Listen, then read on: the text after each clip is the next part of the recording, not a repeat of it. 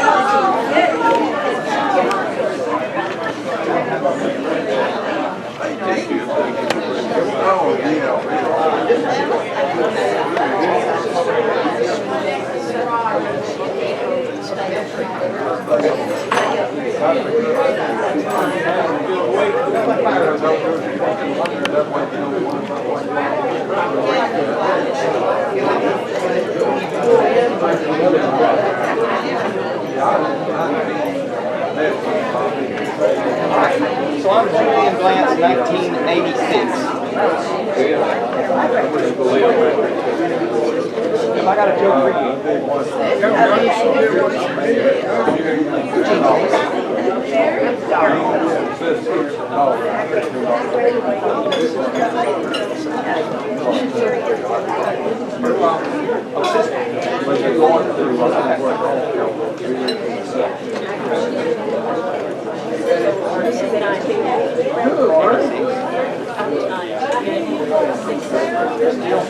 Still learning to walk and talk.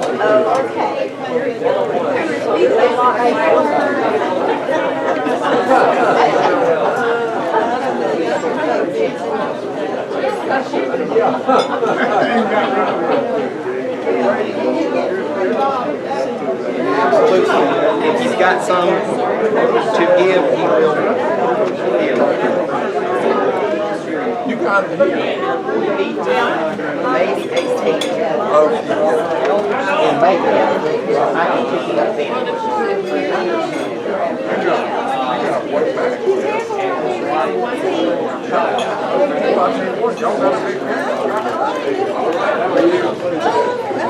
You ain't recording yet, are you? Oh yeah.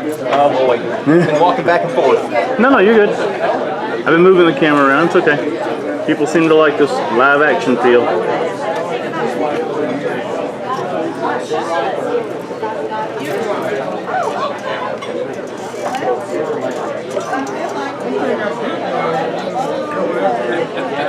Greetings and thank you. And you do fantastic photography. Always catch her with her eyes closed. At least you got her with her eyes open too. Is she here? Is she here? No, she's at the house. Okay, I understand. She's okay. Thank you. What happened last time? I looked on the computer. I couldn't find last. You did film last. You did film that time. Yeah. No. If I was here doing this, I found it. I It might have posted been. It might have been here, but you wouldn't never. I looked on Facebook. Or It's on on YouTube. It won't be on Facebook. It's on YouTube. Yeah, I looked on YouTube. I'll have Gene give you the link. I I know where the link is. Well, I'll have to do it again. I'll go back and check it. 'Cause, yeah, I'm sure of it. I saw the video. Whatever. Yeah, no, I appreciate you telling me if there could be a problem with it. Every so Well, often, it might be me. no, well, every so often I'll catch too much of the background TV, and like a Fox News logo will pop up on it or something, and it'll say, "Sorry, you used copyrighted material," and they'll censor it and they'll cut it. Yeah, I So believe that it. way we're both right. I did put it up, but in my then they mind, I couldn't find it. I said, well, he had his wife there. He just didn't want to mess with it. Oh, I absolutely did it because she and I did this together. That's what we got started when I met her. She was filming Hapeville City Council. She had the camera. But we've both done photography before. I love you too. Thank you. We're happy people. Thank you. Fabulous. Are you still running through the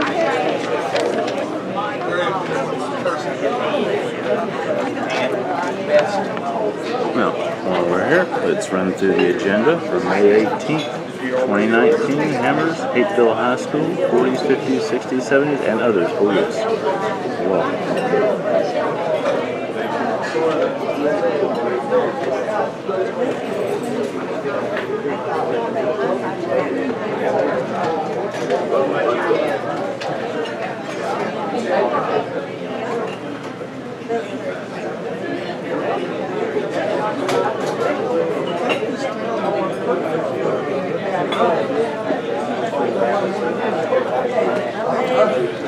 Okay. And the Master of Ceremonies.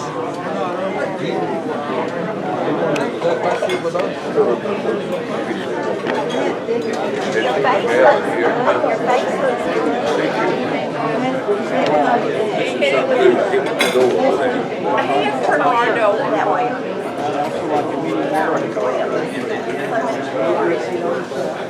Car door on the same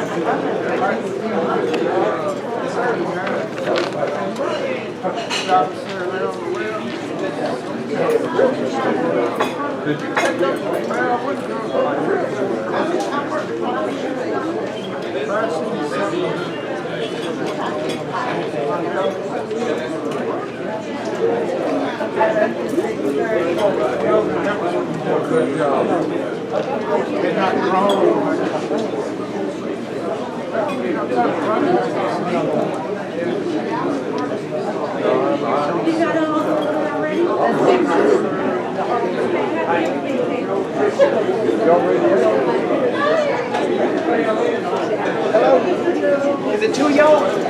Three. Y'all seen it this time? Or have you seen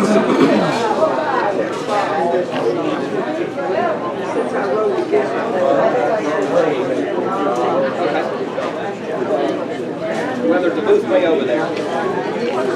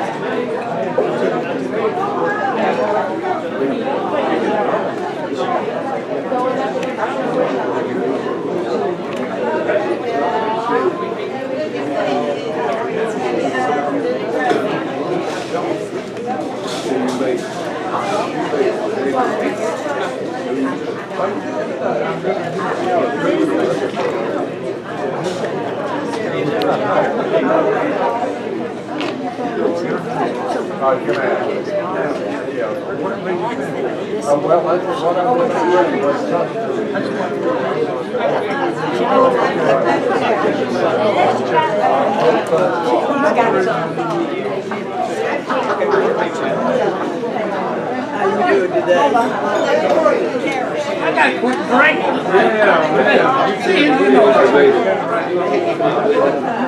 Kill me if I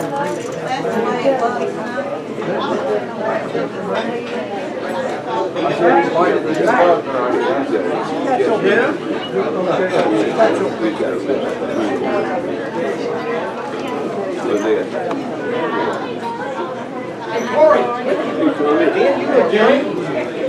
What's your? See you folks. 1943.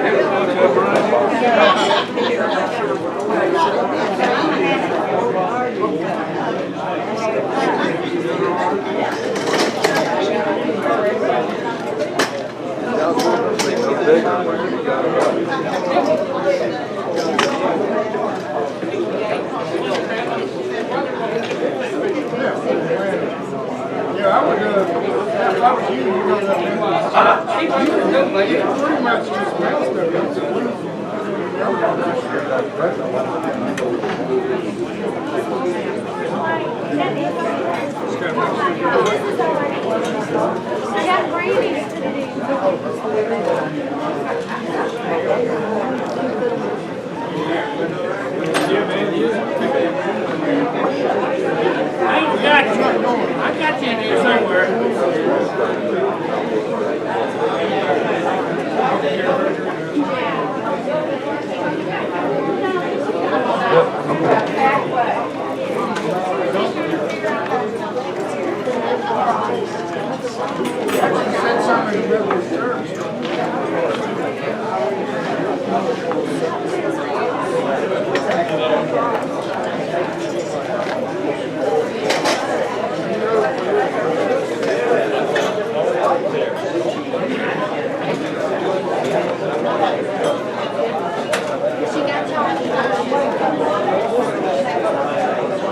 Is that good?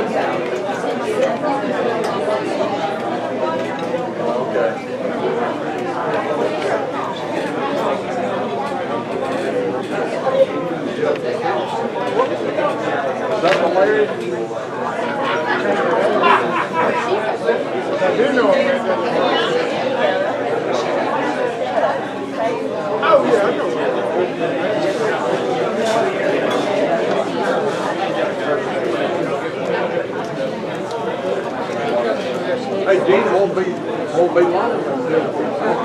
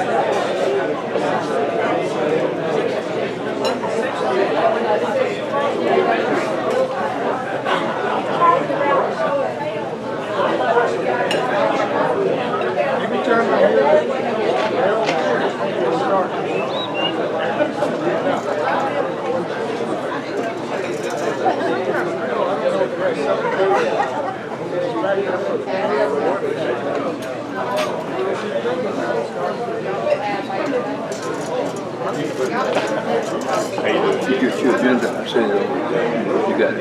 Take it. Yeah, I'll bring it up. Black and white stripes.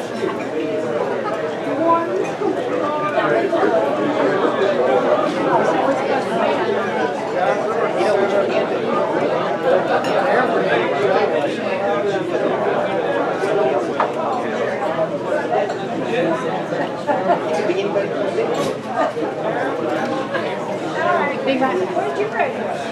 A little town called Everett. Dr. Samuel Payne named it. Yeah,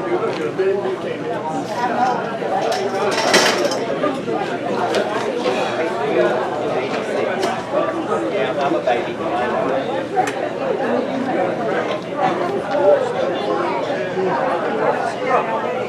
don't have to, you can do it and some people will recognize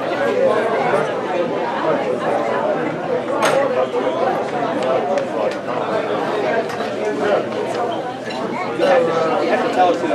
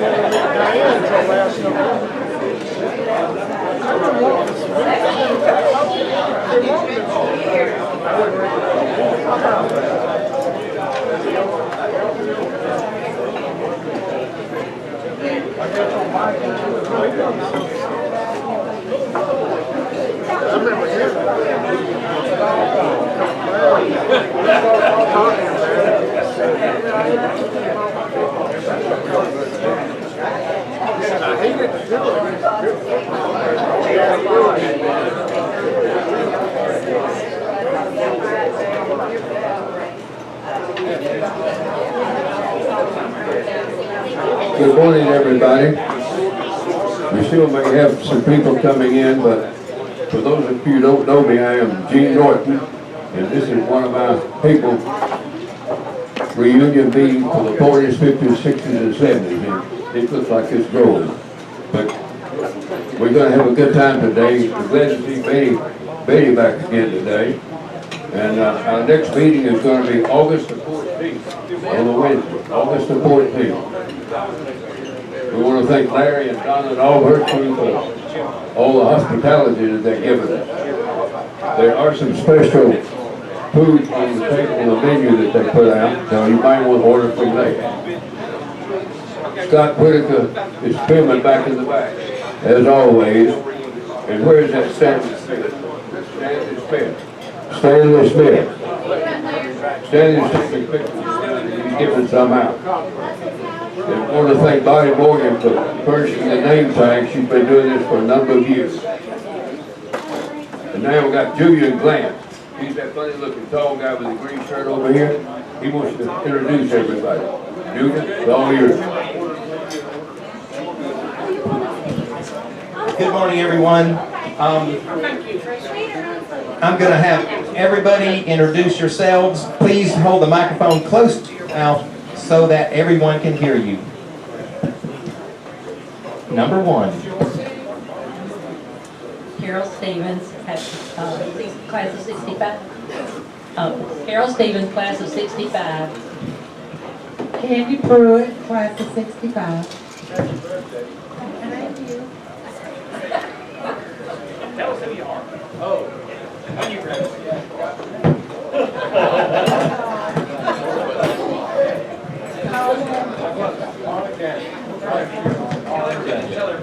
Marlon Gusto.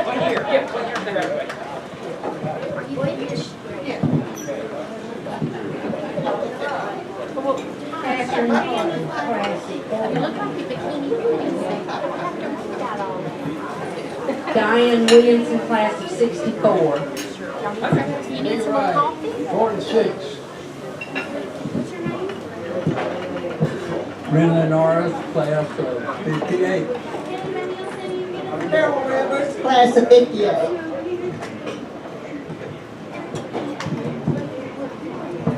Wayne Garrett, class of 58. They can't hear you say. Wayne Garrett, class of 58. Gloria Felsheimer, class of 59. Pete Mobley, class of 58. Paul Campbell, class of 56. Lynn Summers, class of 1967. Nancy Hall. I'm T.B. Hall's groupie.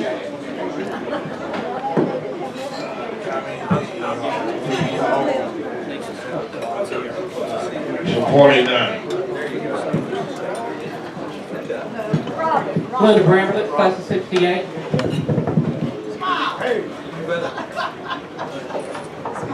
Robert Wise, class of 70.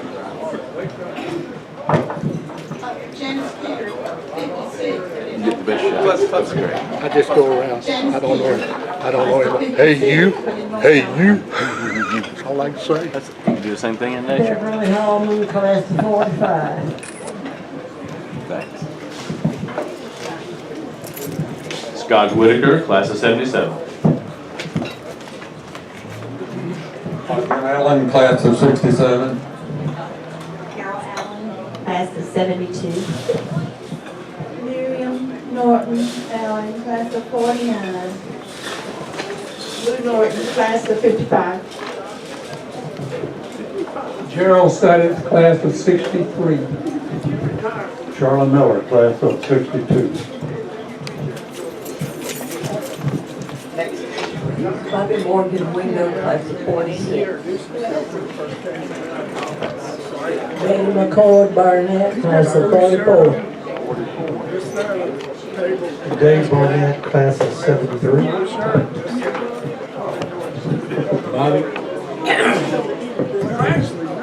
Bobby Gillen, class of 53. Gloria Nash Holder, class of 43. Jess Lucas, class of 55. And Weinberg, class of 43.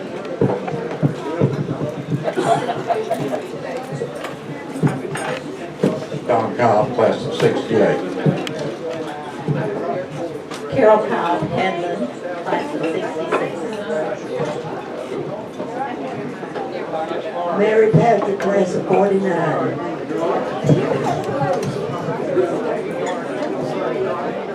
Chuck Rice, Broadwood High School, class of 79, and my dad's Charles Rice. Bruce Gaston, Lakeshore High School, class of 71. And Holland's my father. Terry Cobb, Lakeshore, class of 67. Bruce Gaston. I haven't seen Bruce in 20 years. Steve Meyer, class of 76. Jim Meyer, class of 54. Barbara McDonald, Forest Park High School, 5248. Barbara's 88th birthday today.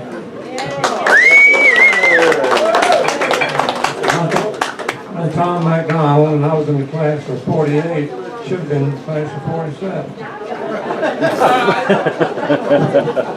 And I'm a class of 86, the second to the last. Larry Beard, class of 56.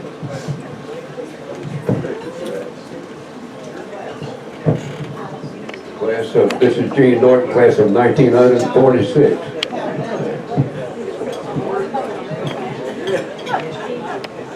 Aaron Smith, class of 57. All right, did I miss anyone?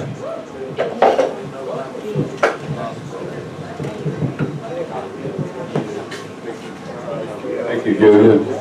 Don Cobb, you're up and at it. I'm Don Cobb.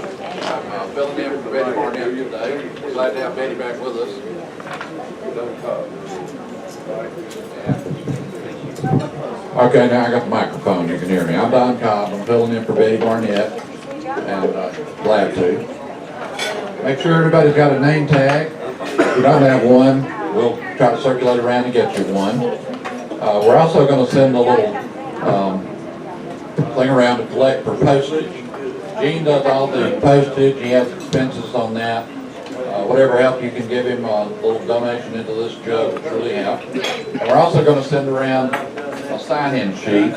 Everybody doesn't need to sign on the sign-in sheet. Just those people that are new today or people that are not getting our newsletter that would like to get it, please sign in on the sign-in sheet. Okay? If you have any questions, let me know. Yes, Lucas.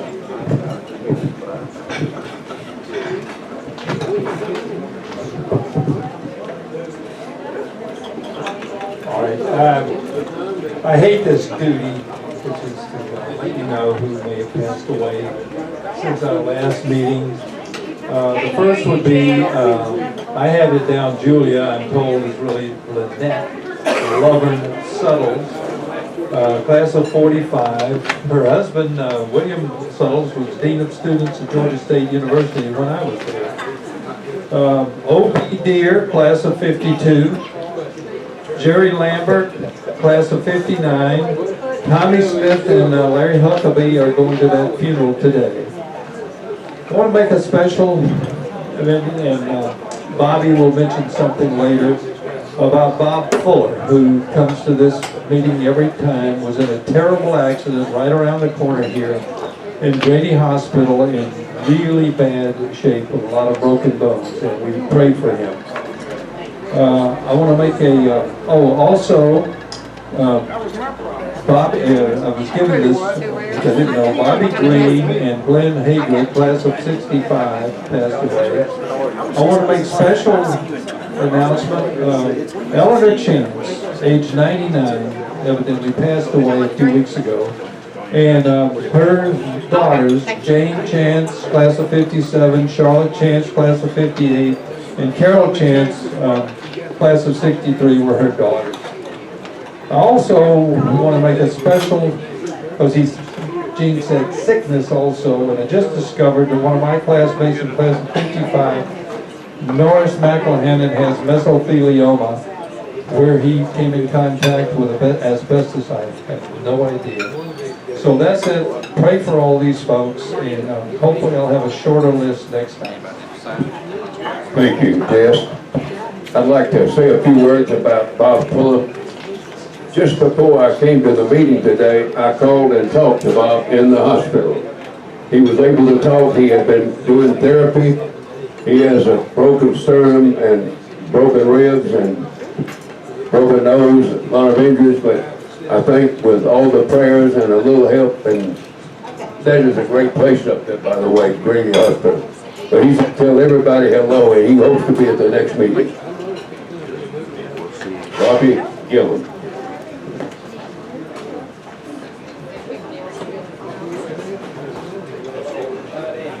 Glad to see everybody here today.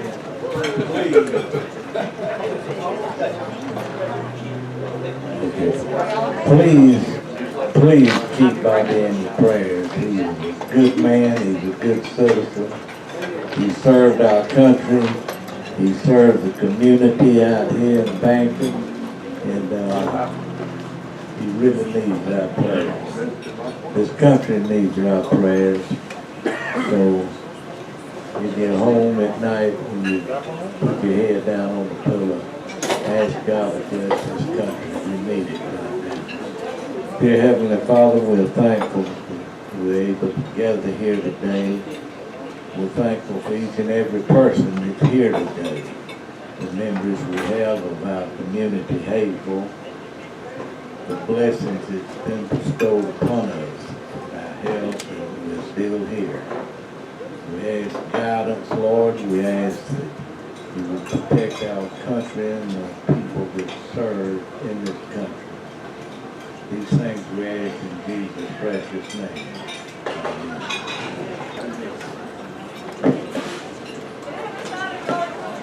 Thank you, Bobby. Now for our main program, we have two distinguished speakers today. And the first graduated from Hapeville High School in 1962, and that's Charles Miller. Charles, come on up.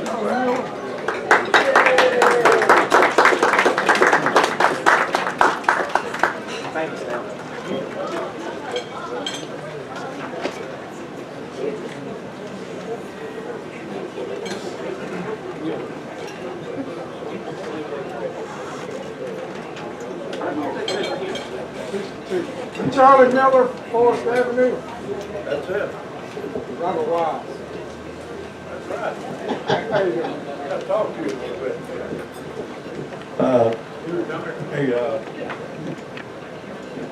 Hey, this is a great opportunity here. I just want to thank Gene and Julian for the effort they put into this event. It's really good. Good to see a bunch of people here. So I just talked to Harlan Guest, and he was our mailman back in the olden days. A lot of fun there. But anyway, my name's Charlie Miller. My mom and dad were B and Dave Miller. Hope you remember Dad. He was a weatherman. He worked over the U.S. Weather Bureau, did the weather report at noon on WSB radio back in the day. And great folks and typical of Hapeville parents.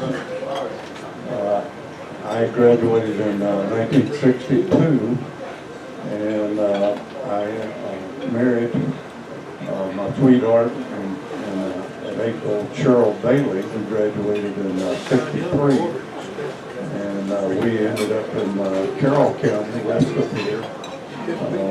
Had a great life living in the country, and actually we're kind of close to Bowden, Georgia, which when we got there and started shopping and doing things in the community, we realized that Bowden was about the same level that Hapeville was when we went to high school.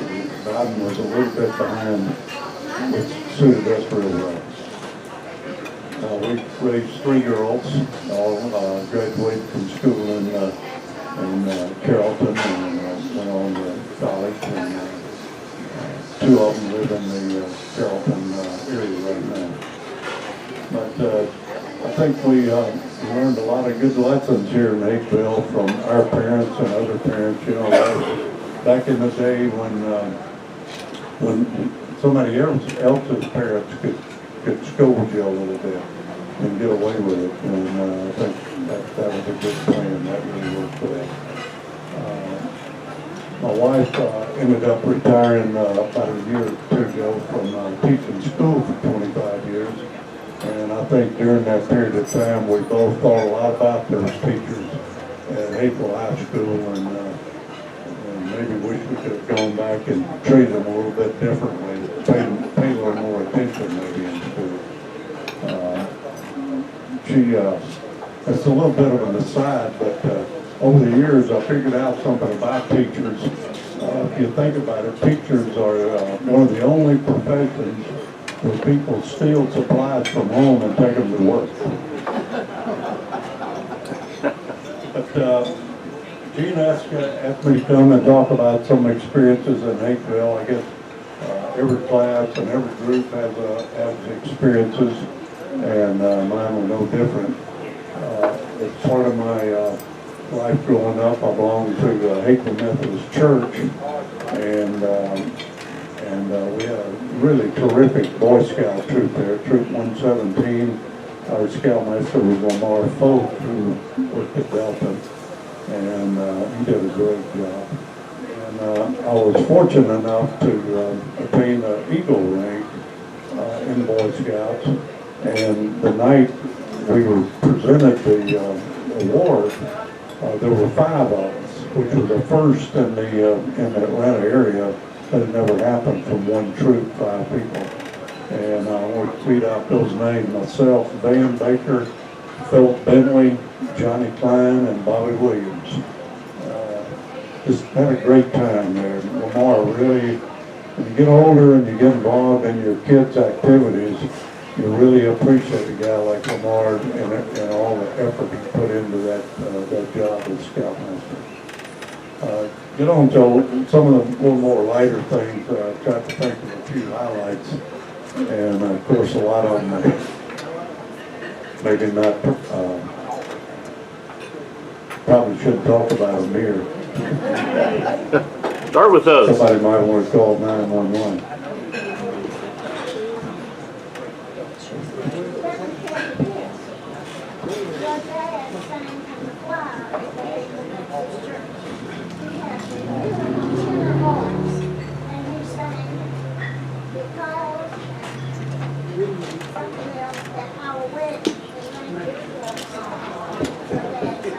Wow, that's really cool. Yeah, you know, sometimes I forget about him doing that. He sang solos at the church, and he was never professionally trained. He just, it was just a thing he had, and he did a great job. And by the way, I'm sort of a hybrid here. I didn't tell this part about my life. My dad immigrated down here from Pennsylvania. He was a Pennsylvania farm boy.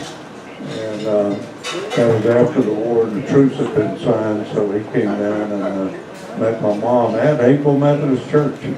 He was a religious guy, belonged to Church of the Brethren in Pennsylvania. And of course, there weren't any of those churches here, so he told me the story. He was staying in a boarding house that first week or so after he got here. Said he walked down the street and he was standing in between the Baptist church and the Methodist church trying to decide which one he was going to attend. And I said, well, what'd you do, flip a coin or what? And he said, you know, I just was just thunderstruck by that beautiful red bricks of that Methodist church. So, who ever knows, but Nina Paula, I don't know if many people remember her, her daughter Linda was my age, was sitting next to my mom that day in church when my dad walked in and went down looking for a place to sit. And he passed the pew that Nina and my mom were sitting in, and Nina swear all her life said, Mom turned to her and said, look at that guy, I'm going to marry him. So the Southern Belle got her talons in him pretty quick. Anyway, moving on, of course, Hapeville was just a good place. We've gotten a lot of exciting things, but most of the time they weren't illegal. One of my best friends, one little story I really love, one of my best friends was Barry Coker. We lost Barry a few years ago, but Barry was a wonderful friend. And Barry attended the Presbyterian Church in Hapeville, and along with William Erie and the Erie family. But Barry, one day we were in human biology class at Hapeville, and the teacher, Miss Howard, came to Barry and I and said, hey, we're going to get some white mice to use in the experiment, and I've gotten an okay from Mr. O'Rear that you guys can leave the campus in your car and go to East Point and pick up these mice for the experiment. And said, hey guys, while you're gone, if you want to go around 11:30 or 12, you can eat lunch, off campus. Well, that was pretty unusual back in those days. So we're like, hey man, this is cool. So we got the mice and we headed our favorite place, the root beer stand over in Forest Park. And so we turned in, and it seemed like it probably was about 1 or 1:30, and the business was pretty slack and not many people there. And there was a brick building that was the bricks and mortar building, and they had built a plywood addition that the car hops stayed in, like when it was raining or something. And I can't remember, I don't know if anybody remembers, if they actually went out to your car on roller skates. I vaguely remember they did, and they served you. But anyway, we pulled in, and I was going to butt right in against this plywood building. And when I got there, I put on the brakes, and the pedal just went to the floor. And so Barry and I just sailed into the building. And we were about halfway in the building. About halfway in the building, and immediately on the right was a doorway going into the kitchen where they were cooking. And I remember like it was yesterday, there was a lady standing there with a spatula about to flip a hamburger. She had a net on her head, and she turned and looked at me and Barry in the car, and Barry was never at a loss for words. He pulled back this piece of plywood, and he says, 2 cheeseburgers with fries and large root beers. And the lady said, well, you can't do this. And Barry said, it's a drive-in, isn't it? Well, anyway, the manager was very nice. He came out, he realized the brakes didn't work. And I think I had to use $20 or $40 of my hard-earned Big Apple money to pay for the repairs. Anyway, another little adventure. Barry and I later, he joined the Navy after college, and he had a boom buggy that he had made that half the guys in Hapeville in that area over on Hotel Road that helped out building it. And it had a wooden body. And Barry said, I want to take my boom buggy to Pensacola, where I'll be in basic. You'll ride down there with me. And so one of those adventures you just can't even believe. I mean, we drove that thing from Hapeville to Pensacola. And convertible, all I had was a windshield. And we just had a box. I mean, it was done anything but I had a cell phone at the time and taking a lot of pictures.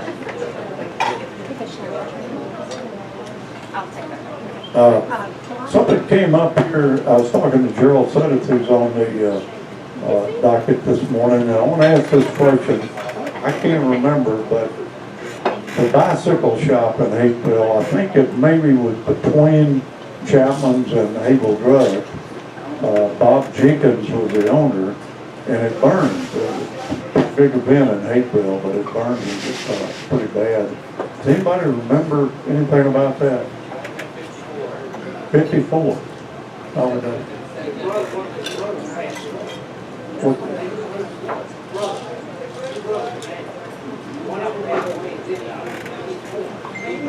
That's right, because I lived in Red Oak and stumbled on the place in East Point.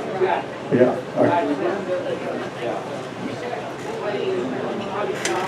Right. Absolutely, yeah. Yeah, and you could, I remember when, and it was Bob Jenkins, right? Yeah, one of the brothers. And I remember you could buy Jaywalker airplanes that a big red propeller, and you lined it up with a rubber band. And so I got online, they're still available, but they're not 50 cents anymore. I think they're about $40. But anyway, one of my other great adventures, I lived on Forest Avenue, and Union Avenue dead-ended into the airport property. And there was a chain link fence there, and there was I guess a washed out place where you could crawl under the fence and actually get out to the runway, the northernmost east-west runway, which would be 26 and 8. And so we would, this is a true story, we would ride down to the end of Union Avenue, get off our bikes, we'd have our fishing equipment, you know, a cane pole, and we'd crawl under there and we'd look and couldn't see an airplane on fire. We'd run across the runway and go down this big bank, and right where the Delta hangar is, there was a pond, and it was part of the Flint River, the headwater of the Flint River. And we would, 3 or 4 or 5 of us, we would sit there and fish and catch these fish about 2 inches long and put them on a little stringer, you know, on our belt.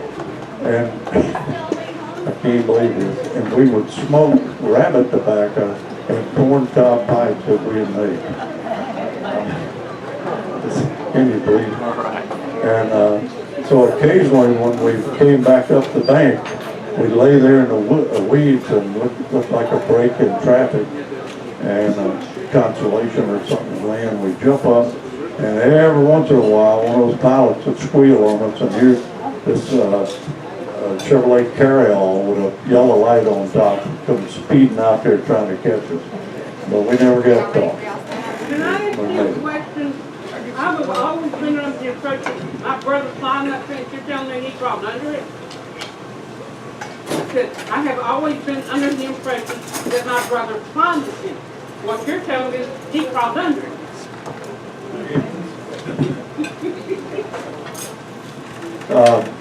And then I'm getting to, Gerald Suddeth was with me on this adventure, so there's 2 of us, and he backed me up. I didn't make this up.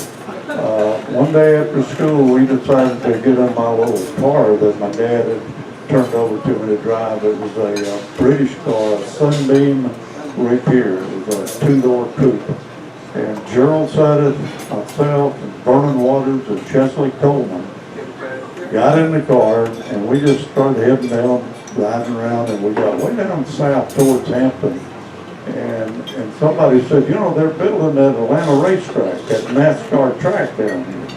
So we said, well, let's try to find it. So we stopped and asked people, and finally somebody said, oh yeah, it's right down here.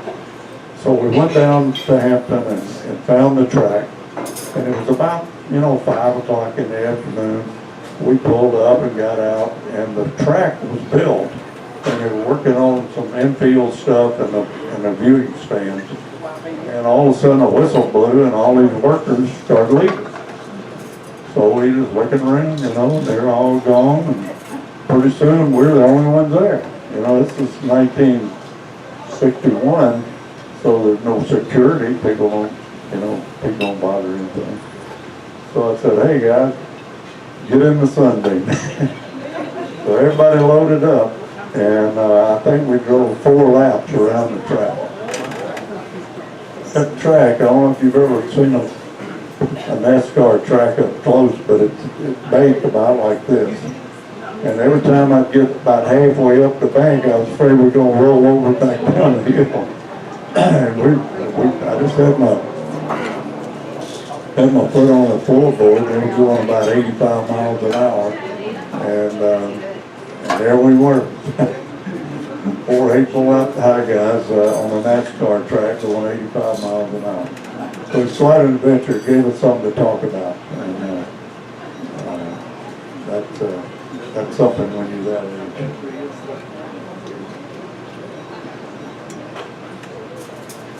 Well, I think I've covered all my major adventures that I can talk about and not go to jail unless there's a limit of prosecution here or something. But anyway, if I've said anything that any kind of rings a bell about anything that went on back in those days, and you guys want to add a little bit to the story, I'd like to hear what you've got to say.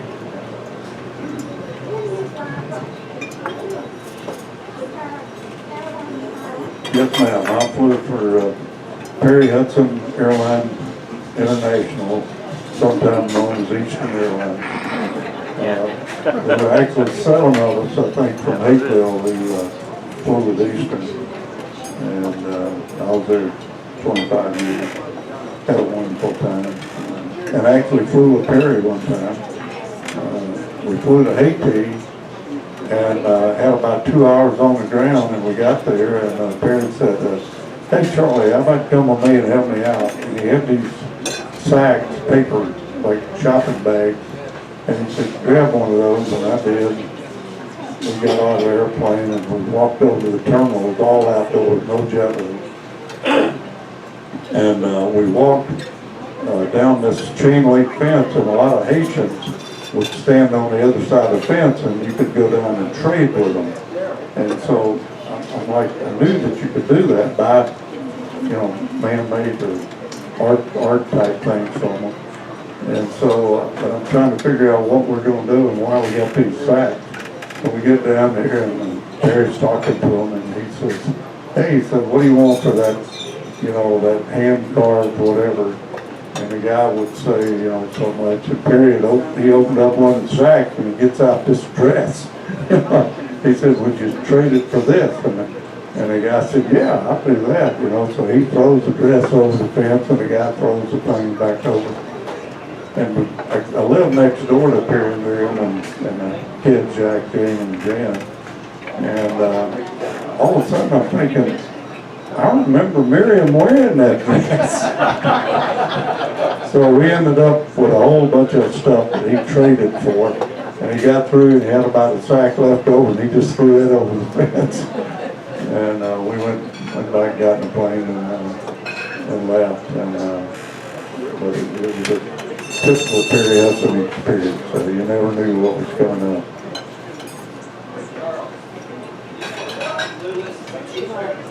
Yes, I do. Yeah. Now, I'll be done. Where's that church? Oh, yeah. Yeah, you're fine. Yeah. I've certainly enjoyed, this is my second Gene Norton get-together, and I've certainly enjoyed it. Good to see you folks, and let's let's all keep us going and try to make it last. Keep hanging out with each other. And thanks a lot. And I think Mr. Gerald Suddeth is in the on-deck circle over here, and so Gerald's going to say a few words to you. Thank you, Charles. I hope Gerald has something to talk about. You did a great job. Thank you. Put it up, Gerald.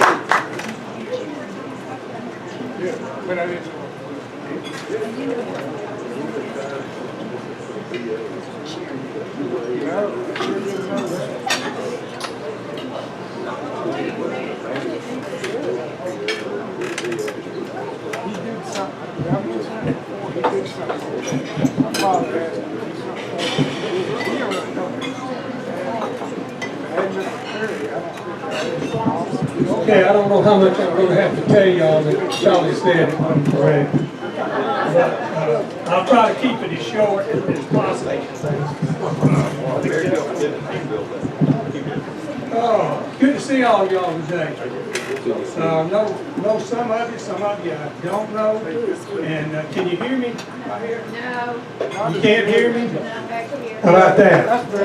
That's better than anybody got a coat hanger? I'll put that thing right up around my ears and we'll get this thing done. I want this to be an interactive type deal today. If y'all have some memories, I'm going to tell you a few of my memories. We'll kind of go from there, and if you have some thoughts or anything. First thing I want to do is pass this around, and I want you to take a look at it. And I want somebody in here to tell me what they think this is. And that happened a long time ago. My name is Gerald Suddeth. My mother was Emily Suddeth, and as Charles' family, our family also worshiped at the Methodist Church in Hapeville. But growing up, Charlie and I didn't really know each other in our earlier years. So we kind of met, I think, maybe when we were in the Boy Scouts together, and of course going to church and activities like that. Talking to somebody earlier today, and we was talking about the age, and I walked in, and even when I talked to Gene several weeks ago, I asked him what year he graduated, and he said 46, and I said, well, wow, I thought I was old. And the guy told me one time, he said, you know, we may all be young together, or we may not all be young together, but we will all be old together. And I just didn't understand how that has an impact on you, because, you know, let's face it, we are getting a little older, so, but we're glad to be here, and that's the main thing. A couple of things to kind of tell you. The first thing is, I want to apologize to any of you that I did anything to, or whatever, before we get started, through the years, because you know, you don't realize sometimes the things that you do till you get older, and you say, God, how stupid was I? But that's part of the growing process, I guess, and the learning process. So I apologize ahead of time. Don't keep it, hold it against me, because I think I made a few changes, and you know, had a lot of fun though. I don't know whether I could have grown up any place better. My wife, I married my wife, and she went to Hapeville High School. She graduated in '64, and her name was Linda Sullivan. And of course, we have two children, and we're very blessed with 2 children, 4 grandchildren, and 1 great grandchild. So we've been very blessed, and we all live within a mile of each other down in Noonan. So we're very blessed as a family. I want to kind of put the time frames here in kind of year segments. I was born in June of 45, right after VE Day and right before BJ Day. And my daddy was in the Navy, and I think he got out, they let them out about October of 45 when they let him out. And he was actually, I didn't know this till later on, he was actually at the signing of the Japanese surrender, the official surrender on the Missouri. His ship was the USS St. Paul, which was a heavy cruiser, and it was moored right next to the Iowa, and not the Iowa, Missouri. And anyhow, he was able to witness that, and I didn't know that till we were talking, and I started asking him questions because most of the folks just didn't want to talk about it. That was something that happened. It was the greatest generation, and they just didn't care to talk about it. But during my early years, kind of like from say 52 on, I grew up on Cherry Street. Anybody remember Cherry Street, where it was at? Okay. And I was towards the far end down there, almost down to Elm, about 3 houses up from that end street. And I grew up in the neighborhood of, there was 3 of us that was named Jerry. And every night, you know, about supper time, you'd hear everybody, the women pop their heads out the door and they holler, Jerry! And then everybody start going, but we didn't know which house to go to because we had so many Jerrys. So they changed my name to Gerald, which that way we didn't have much trouble of finding out who needed to be where and when. But I lived up the street. Here's one of my earliest memories.